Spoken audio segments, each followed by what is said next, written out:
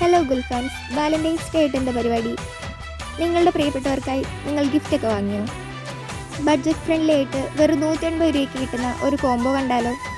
ഇതിൽ വരുന്നത് 4x4 ഫ്രെയിമും 20 ബിഗ് പോളറോയിഡ്സും ഒരു വിഷ് കാർഡും നിങ്ങളുടെ ഏറ്റവും പ്രിയപ്പെട്ട ദിവസത്തെ സൂചിപ്പിക്കുന്ന ഒരു മന്ത്ലി കലണ്ടറുമാണ്.